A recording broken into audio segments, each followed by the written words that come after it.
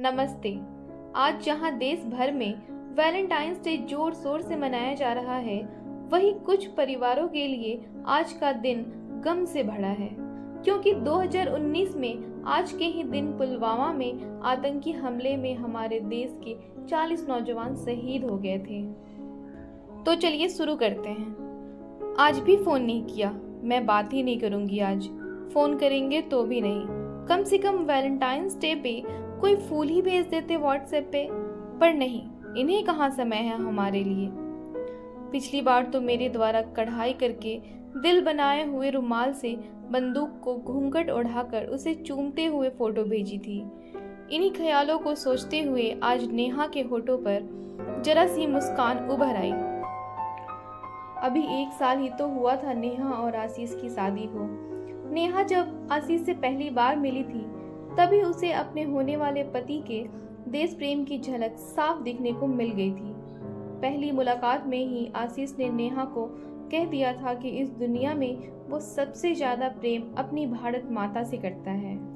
शायद यही कारण था कि पहली मुलाकात में ही नेहा ने आशीष से शादी के लिए हाँ कर दिया था। शादी के 12 दिन बाद ही आशीष वापस सरहद पर अपना फर्ज पूरा करने चल पड़ा था।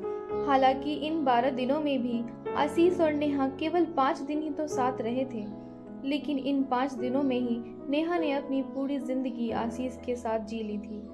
वापस आने का वादा करके आशीष चला तो गया, लेकिन नेहा रोज आशीष के फोन के इंतजार में घंटों फोन के पास बैठी रहती थी। आज भी वो सुबह से आशीष के फोन का इंतजार कर रही थी। बेचैन होकर वह अपनी सास को आवाज लगाकर पूछने वाली थी कि क्या आपके बेटे का फोन आया। तभी याद आया कि ससुर जी घर पर हैं, तो मुन्ने को सुलाकर धीरे से अपने कमरे से निकलकर सासू माँ के कमरे की तरफ बढ़ी। तभी ससुर जी के कमरे में चल रही टीवी में एक सहमी सी पत्रकार कहती हुई सुनाई पड़ी, इस वक्त की एक बड़ी खबर आ रही है। पुलवामा में आतंकी हमले में कई सैनिकों के शहीद होने की बुरी खबर इस वक्त हम आपको सुना रहे हैं। ये सब उसके कानों में पड़ने के बाद सब कुछ इस तरह सुन पड़ गया मानो उसके कानों में कोई ग्रेनेड फट गया। परसों फोन पर वो यही तो जाने की बात कर रहे थे। नहीं, यह नहीं हो सकता। उन्होंने कुछ और बोला होगा, लेकिन सुबह से उनका फोन क्यों नहीं आया, यही सोचती हुई वो बाहर की दीवार पकड़कर बैठ गई। एक हथगोले का असर कम हुआ और धुंधलका छटा तो ससुर जी के फोन के लाउड स्पीकर पर बार बार आवाज आ रही थी, the number you are trying to call is either switched off और out of this service area. उसकी जब भी उनसे बात होती तो पुलवामा का नाम आ ही जाता था। फिर से आंखों के सामने अंधेरा छाने लगा। थोड़ी देर बाद उसने हिम्मत करके ससुर जी के कमरे का दरवाजा हल्का सा खोल दिया। वह इस तरफ पीठ करके बैठी कभी फोन तो कभी टीवी देख रहे थे। तभी तीसरा विस्फोट हुआ।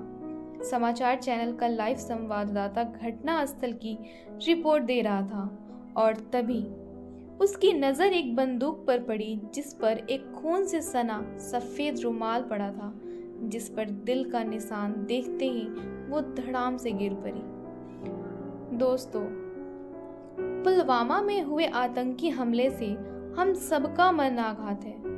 आज हम सभी देशवासियों के मन में इस हमले को लेकर आक्रोश है, लेकिन सिर्फ आक्रोश से काम नहीं चलेगा।